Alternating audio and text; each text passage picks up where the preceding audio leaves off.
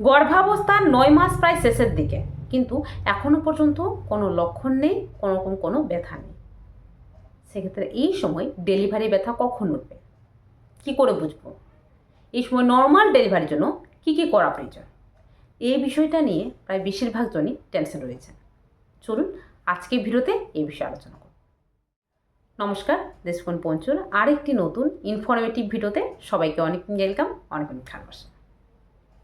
তো আজকের ভিডিও মূল আলোচনা হলো গর্ভাবস্থায় নর্মাল ডেলিভারি ব্যথা কখন ওঠে, এই সময় কোন কোন ভুলের জন্য ডেলিভারি ব্যথা ঠিক সময় ওঠে না, সেক্ষেত্রে এই সময় কী কী করবেন। ভিডিওটা স্কিপ না করে শেষ পর্যন্ত দেখুন, আশা করি আপনার ক্ষেত্রে অনেকটাই হেল্পফুল হবে। এবং ভিডিওটা ভালো লাগলে, ইনফরমেটিভ মনে হলে অবশ্যই একটা লাইক, কমেন্ট, শেয়ার করে চ্যানেলটাকে সাবস্ক্রাইব করে পাশ থাকবেন। চলুন ভিডিও বেশি যাওয়া যাক। তো ভিডিওতে এগিয়ে যাওয়ার আগে একটা ছোট্ট প্রশ্ন রাখি, সেটা হলো আপনার এখন কত সপ্তাহ চলছে, কমেন্ট বক্সে জানাবেন। এবারে বলি, দেখুন সাধারণত প্রেগনেন্সি নর্মাল ডেলিভারি যে ব্যথা, সেটা প্রেগনেন্সি 9 নম্বর মাসে যে কোনো সময় হতে পারে। তবে প্রায় বেশিরভাগ জনের ক্ষেত্রে প্রেগনেন্সি 37 সপ্তাহ থেকে 40 সপ্তাহের মধ্যে, মানে প্রেগনেন্সি 9 নম্বর মাসের 1 সপ্তাহ পরে থেকে ডেলিভারি ডেটের মধ্যে যে কোনো সময় কিন্তু ডেলিভারি ব্যথা প্রায় বেশিরভাগ জনের ক্ষেত্রে উঠে যায়। তবে এই সময় অনেকের ক্ষেত্রে দেখা দিচ্ছে যে ডেলিভারি ডেট পেরিয়ে যাচ্ছে, অথচ কোনো ব্যথা নেই, কোনো লক্ষণ নেই। তো এটা কেন হচ্ছে?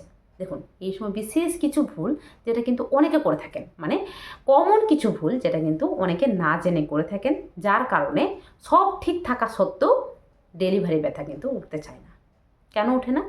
এর মধ্যে প্রথমত যে কারণটা হলো, সেটা হলো এই সময় অনেক গর্ভবতী মা রয়েছেন যারা স্বাভাবিকভাবে পুরো প্রেগনেন্সিতে নিজেকে অ্যাক্টিভ রেখেছেন, হাঁটাচলা করেছেন, বাড়িকার টুকটাক কাজ করেছেন, কিন্তু প্রেগনেন্সি 9 নম্বর মাসে এসে দুর্বল লাগছে, খুব পরিমাণে ব্যথা যন্ত্রণা হচ্ছে, যার কারণে কিন্তু এই সময় শুয়ে বসে থাকেন।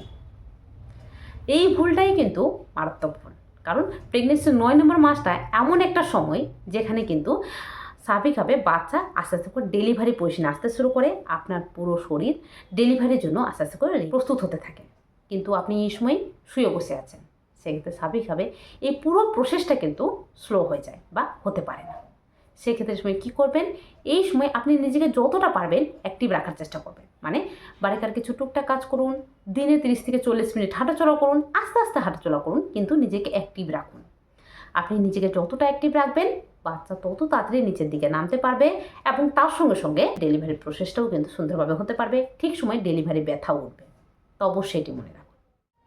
2, এই সময় কিন্তু প্রায় প্রত্যেকের ক্ষেত্রে যেটা হয়ে থাকে যে কখনো কোমরে ব্যথা, কখনো তলপেটে ব্যথা, কখনো জনিপথে ব্যথা, এই ধরনের ব্যথা যন্ত্রণা কিন্তু দেখা দিয়ে থাকে। মানে মাঝে মাঝে আসছে, কিছুক্ষণ থাকছে, চলে যাচ্ছে, আবার হয়তো কোনো একটা সময় আসছে, আবার কিছুক্ষণ থাকছে, চলে যাচ্ছে। এই ধরনের ব্যথা যন্ত্রণা কিন্তু লেগেই থাকছে। তবে এই সময় যে ভুলটা করে থাকেন সেটা হলো, ব্যথা যন্ত্রণা হচ্ছে, ডাক্তারবাবুর কাছে গেলেন, ডাক্তারবাবু এখানে ব্যথা, ওষুধ দিন, ওষুধ খেয়ে নিলেন, ব্যথা কমে গেল। এই ভুলটা কিন্তু অনেক বড় ভুল, কারণ এই সময় যে ব্যথা যন্ত্রণা হয়ে থাকে, এটা হওয়ার একমাত্র কারণ হলো আপনার পুরো শরীর আস্তে আস্তে করে ডেলিভারির জন্য প্রস্তুত হচ্ছে। মানে এই সময় কিন্তু আপনার ক্ষেত্রে এক ধরনের ফোর্স লেবার পেন বা এক ধরনের ব্রাক্সটান হিক্স কন্ট্রাকশন বা অবভিয়াস লেবার পেন কিন্তু হয়ে থাকে, যেটা হওয়া মানে আপনার পুরো শরীর ডেলিভারির দিকে এগিয়ে যাচ্ছে, কিন্তু আপনি ব্যথাকে, সেই ব্যথাটাকে কমিয়ে দিলেন বা সেই প্রসেসটাকে কমিয়ে দিলেন। সেক্ষেত্রে স্বাভাবিকভাবে ডেলিভারি প্রসেসটা হতে পারে না। তো এই সময় আপনার ক্ষেত্রে ব্যথা যন্ত্রণা হলে কি করবেন, কোনো ধরনের ওষুধ খাবেন না, ভুলেও খাবেন না। এই ছোট ওষুধও কিন্তু আপনার ক্ষেত্রে নর্মাল ডেলিভারি হওয়ার সম্ভাবনাটাকে কমিয়ে দেয়। সেক্ষেত্রে ব্যথা যন্ত্রণা হলে এই সময় একটু হাঁটাচলা করুন, এই সময় হালকা একটু মাসাজ নিয়ে নিন, মানে কোমরে একটু ব্যথা হলে এই সময় আপনি বসে কারো দ্বারা হালকা একটু জেন্টালি মাসাজ নিতে পারেন। এই সময় তোল পেটে হালকা ব্যথা করছে, তা হালকা উষুম জলে একটু সেক নিয়ে নিন বা হট ওয়াটার ব্যাগের সেক নিয়ে নিন, ব্যথা কমে যাবে। এই জিনিসটা মনে রাখবেন। 3, এই সময় অনেকে রয়েছেন যারা কিন্তু ঠিকঠাকভাবে জল খান না। গর্ভাবস্থার এই সময়ে আপনি যদি ঠিকঠাকভাবে জল না খান, বিশেষত শীতকালের সময় চলছে এখন, আর শীতকালে তো পিপাসা লাগেই না, যার কারণে অনেকে জল খেতেই ভুলে যান। তো আপনি যদি এই সময় ঠিকঠাকভাবে জল না খান, সেক্ষেত্রে যেটা হবে, আপনার শরীরে তো জলের চাহিদা কমবেই, তার সঙ্গে সঙ্গে বাচ্চার চারপাশে জলের মাত্রা, যেটাকে অ্যামনিওটিক ফ্লুইড বলা হয়ে থাকে, এই অ্যামনিওটিক ফ্লুইডের মাত্রাও কিন্তু কমে যাবে, যার কারণে বাচ্চা যে এই সময় ডেলিভারি পজিশনে আসবে সেটা করতে পারে না, বাচ্চা ঠিকঠাকভাবে নড়াচড়া করতে পারে না, কারণ পেটের মধ্যে বাচ্চা কিন্তু জলেই চারপাশে নড়াচড়া করে, চারপাশে ঘরপাক করে। এই ক্ষেত্রে জলের মাত্রা কমে গেছে, বাচ্চা কীভাবে নড়বে, কীভাবে নিজের পজিশন চেঞ্জ করবে। সেক্ষেত্রে স্বাভাবিকভাবে এই জলের মাত্রা যাতে না কমে তার জন্য এই সময় আপনি কি করবেন, ঠিকঠাকভাবে জল খাবেন। সারাদিনে অন্তত পক্ষে 2.5 থেকে 3 লিটার জল খান। তার সঙ্গে সঙ্গে লিকুইড জাতীয় কিছু খাবার, যেমন এই সময় আপনি বিভিন্ন রকম ফ্রুট জুস খান, ডাবের জল খান, দইয়ের ছাঁচ খান, লেবু জল খান, যেগুলো স্বাভাবিকভাবে আপনার শরীরে জলের চাহিদা মেটাবে। এই জিনিসটা অবশ্যই মনে রাখবেন। এই সময় অনেকে থাকেন যারা স্বাভাবিকভাবে বাড়িকার কাজ তো করেন, কিন্তু তার মধ্যে কিছু কিছু কাজ থাকে যেগুলো ঝুঁকে করতে হয়, বা কোনো একটু ভারী জিনিস তুলতে হয়, এই কাজগুলো করে থাকেন, বা নিচে বসে করতে হয়, এই কাজগুলো করে থাকেন। গর্ভাবস্থার এই সময়ে আপনি পেটের উপর চাপ দিয়ে কোনো কাজ করতে যাবেন না, কারণ এই সময়ে বাচ্চা কিন্তু হেড ডাউন পজিশন আসতে শুরু করে। এবারে বাচ্চা যখনই হেড ডাউন পজিশন চলে আসে, আপনার তল পেটের জায়গাটাতে কিন্তু বাচ্চার মাথা থাকে, কিন্তু আপনি এই জায়গাটা ভাঁজ করছেন, ভাঁজ করে করে কাজ করছেন। সেক্ষেত্রে বাচ্চার উপর চাপ পড়ছে, বাচ্চা কিন্তু অটোমেটিক্যালি মাথা নিজের পজিশন চেঞ্জ করে নেবে। অনেকের ক্ষেত্রে এটা হওয়ার সম্ভাবনা থাকে, যদিও বা এর কিন্তু সায়েন্টিফিক কোনো কারণ নেই, কিন্তু এটা অনেকের ক্ষেত্রে হওয়ার সম্ভাবনা থাকে। তো হুট করে পজিশন চেঞ্জ করে নেই, কারণ আমাদের কোনো জায়গায় সমস্যা হলে স্বাভাবিকভাবে আমরা সেই জায়গাটা কিন্তু পরিবর্তন করে নিই। ঠিক সেইভাবে বাচ্চার মাথার উপর আঘাত পাচ্ছে, বাচ্চার চাপ হচ্ছে, সেক্ষেত্রে কিন্তু বাচ্চা অনেক সময় পজিশন চেঞ্জ করে নিতে পারে, বা উল্টো পজিশন করে নিতে পারে, বা আড়াআড়ি পজিশন করে নিতে পারে, যেদিকে কমফোর্টেবল ফিল হয়। তো অবশ্যই এই সময় ঝুঁকে কোনো কাজ করা বা মাটিতে বসে, যেটা কিন্তু স্বাভাবিকভাবে পেটের উপর চাপ পড়ছে, এমন কাজ করবে না। বসতে হলে অবশ্যই টুলের উপর বসুন বা চেয়ারে বসুন, অথবা আপনি কিছুক্ষণ দাঁড়িয়ে আবার বিছানায় শুয়ে পড়ুন, কিন্তু মাটিতে থপ করে বসতে যাবেন না। এমনকি এই সময় ঝুঁকে কোনো কাজ করা, বা কোনো জিনিস পড়ে গেল আপনি হুট করে তুলতে গেলেন, এভাবে করে দিনে 3 থেকে 4 বার ঝুঁকা হয়েই যাচ্ছে, সেটাও কিন্তু আপনার জন্য এই সময় ক্ষতিকারক। তো অবশ্যই এই সময় ঝুঁকাটা একদমই বারণ করবেন। ঝুঁকতেই হলে এই সময় কী করবেন, আগে হাঁটু ভাঁজ করবেন, কোমর নয়, আগে হাঁটু ভাঁজ করে বসুন, তারপরে আপনি কোনো জিনিস তুলুন। এভাবে ঝুঁকে কোনো কাজ করবেন না বা কোনো জিনিস তুলবেন না।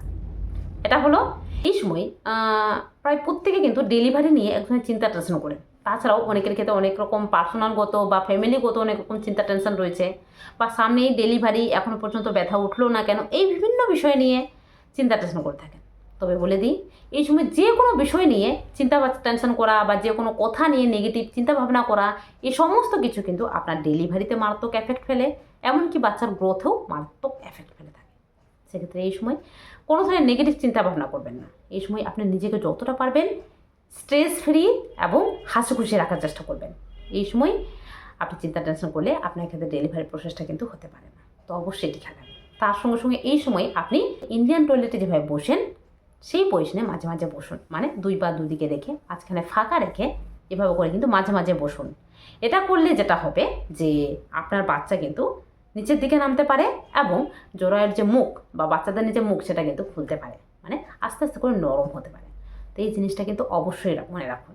এই বিশেষ কিছু টিপস যেগুলো কিন্তু আপনার ক্ষেত্রে নর্মাল ডেলিভারি হওয়ার সম্ভাবনাটাকে এগিয়ে নিয়ে যায়।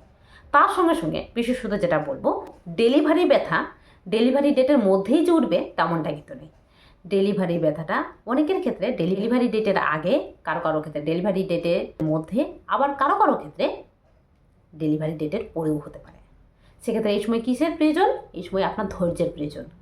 কোনো রকম চিন্তা টেনশন না করে এই সময় ধৈর্য ধরে থাকুন, এবং এই সময় যে যে টিপসগুলো বললাম সেগুলো অবশ্যই ফলো করুন। আপনার ক্ষেত্রে অবশ্যই ডেলিভারি ব্যথা উঠবে, সে আপনার ডেলিভারি ডেটের 1 সপ্তাহ পরে হোক বা 2 সপ্তাহ পরে হোক, কিন্তু অবশ্যই উঠবে। তবে এই সময় ডক্টরের পরামর্শে থাকতে ভুলবেন না, কারণ এই সময় যেটা হয়ে থাকে যে আস্তে আস্তে করে কিন্তু বাচ্চার নড়াচড়া কমতে শুরু করে।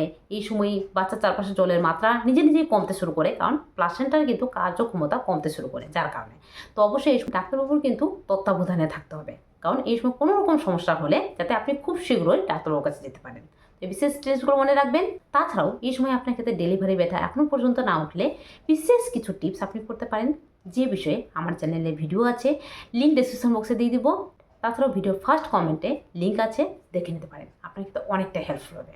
বাই দ্য ওয়ে, আজকে ভিডিওটা কেমন লাগলো কমেন্ট বক্সে জানাবেন। ভালো লাগলে অবশ্যই বেশি বেশি করে শেয়ার করুন, এবং পারলে চ্যানেলটিকে সাবস্ক্রাইব করে পাশে থাকুন। দেখা হবে আরেকটি নতুন ভিডিওতে। আজকের জন্য টাটা। সবাই ভালো থাকবেন, সুস্থ থাকবেন, সাবধানে থাকবেন।